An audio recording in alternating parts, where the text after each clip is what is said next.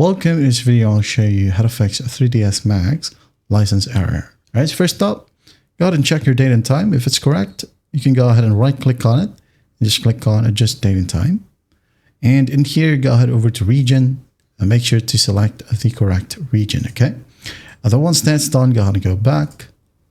Now in here, if you have location services enabled, you can go ahead and enable this one, okay?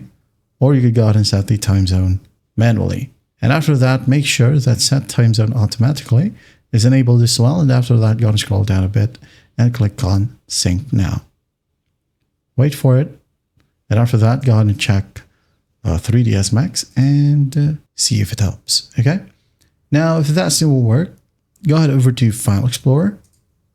Now, local disk C right here, program files x86, double click, and then common files, double click. And here you should be able to see Autodesk Shared and ADSK licensing. So double click on it, and we have here the uninstall button. Okay, just double click and then hit on yes, as there will be a pop-up. And then once that's done, go ahead and close File Explorer, open up your favorite browser, and here find Autodesk Desktop Licensing Service. Okay.